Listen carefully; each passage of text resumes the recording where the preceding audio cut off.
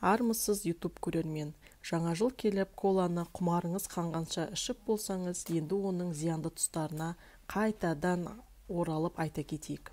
Пайдасынан зияны шаш етектен келетін қоңырқай сусынды жұрт тұтына беретіні қалай? Неге ол сұранысқа қатты ие? Қазіргі таңда газдалған сусындардың түрі өте көп. Түсіне байланысты қара, қоңыр, ақ және сары газдалған сусындар бөлінеді. Ал құрамына байланысты қанты бар немесе қанты жоқ болып саналады. Солардың бірі қара түсті газдалған Кока-кола сусынын ішіп көрмеген және ішпейтін адам жоқ шығар сірә бұл өмірде. Бірақ ішпейтін адамдарды да кездестіруге болады. Алдында опрос жасаған кезде бірнеше адам коланы мүлде ішпегенбіз деп те көрсеткен. Қызыл қақпақты бұл сусынды еңбектеген баладан еңкейген кәріге дейін сіміріп жатады. Бұл сусынды пайдасынан гөрі зиянының көптігі жайлы аз жазылған жоқ. Өкінішке орай айтылған сөзді естір құлақ табылмай жатқаны ғаламды тұтас жаулап, әлемдік нарықта ірі сұранысқа иек артқан бұл сусынды жалпы адам баласы ішуге бола ма? Қазақстан Республикасының денсаулық сақтау саласын дамытудың бірнеше жылдарға арналған денсаулық мемлекеттік бағдарламасы аясында аталмыш газдалған сусын жайлы интернет жобасына қоғамдық денсаулық сақтау саласының маманы пікір білдірді. Не десе де жарнамалық кампанияны қолдау үшін Кока-кола үлкен қаражатқа ие. Олар кез келген көрсеткіштермен ойнай алады. Біз бар болғаны тұтынушымыз.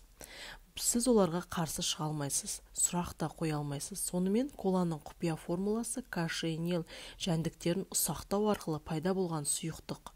Кашенил Канар аралдары мен Мексикада мекендейтін жәндік. Ол қарапайым ортада көбейеді және ауыл шаруашылық саласында қолданады. Бұл жәндік кактус өсімдігіне кене сияқты жабысып алып өмір сүруін жалғастыра береді. Кашенил жәндіктері үшін арнайы алқаптар дайындалады. Кашенил жәндігі алқабы бұл жәндіктердің Мексикадағы ауыл тұрғындары жинап алады. Езілген кашенил жәндігі және жәндіктер шоғырының ішкі сұйықтығы бұл жәндіктердің жұмыртқасынан кармин деп аталатын пигмент алады. Және сұйық кармин пигменті кашенилдің ішкі нәжісі, яғни оның іштен шығатын зиянды заты болып табылады.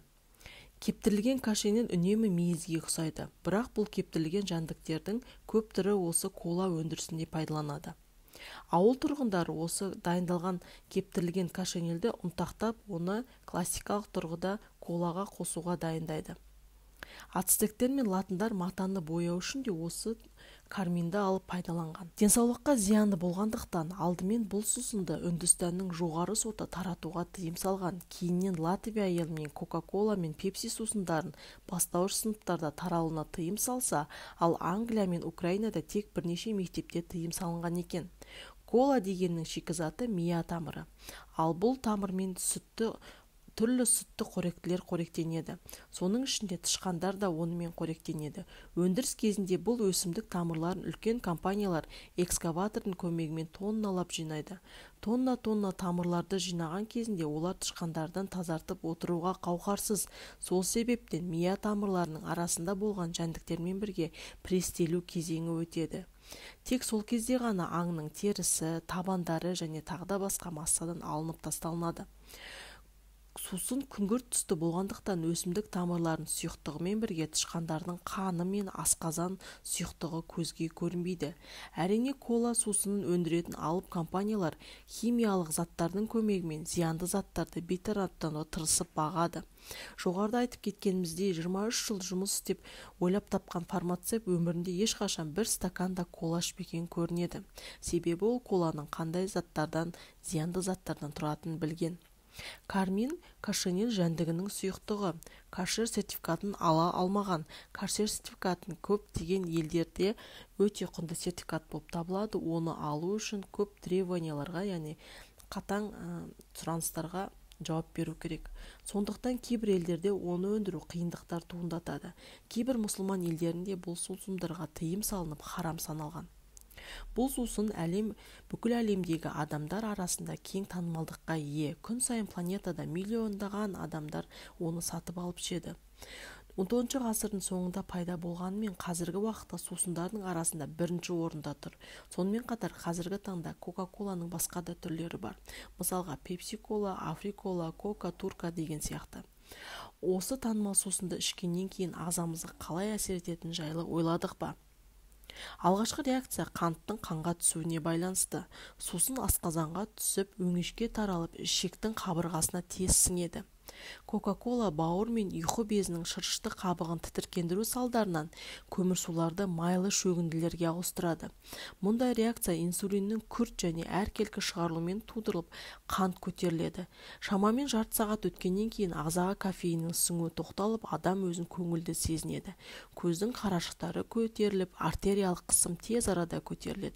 Сонымен қатар аденозин рецепторлар сезімталдығы төмендейді.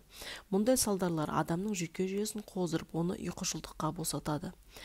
Психоэмоционалдық орта үзілгеннен кейін дофамин гормоны жедел ырғақта түзіле бастайды. Ол мидың рахат орталығына жауапты болғандықтан жағымды сезім тудырады. Адам қуаныш пен тыныштықты сезіне бастайды. 50-60 минуттан кейін фосфор қышқылы әсер етеді. Ол несеп айдайтын денеден артық сұйықтың шығарылуына ықпал етеді. Сұйықтықтың жылдам шығарылуы ағзадан кальцийдің, мырыштың, натрий мен магнийдің жоғарылуына әкеледі. Аталғандардан басқа ағзалар мен жүйелердің толыққанды жұмыс істеуі үшін қажетті электролиттер мен су ағзадан табиғи жолмен шығады. Ағзаға пайдалы заттардың жетіспеушілігінен адам тітіркенгіш болып, өзін нашар сезінеді. Мұның бәрі тек бір стакан газдалған сусынның әсері. Жүрек қан тамырлар жүйесіне теріс әсер етеді.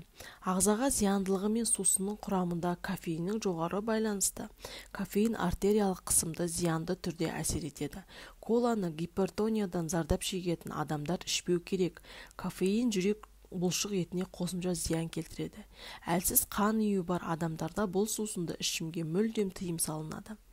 Аталмыш танымал сусынның тәтті құрамы қан ұю процестеріне теріс әсер етеді. Сусынды жүйелі әлі тұрақты түрде қабылдау жүрек ақауының даму қаупін 60%-ға арттырады.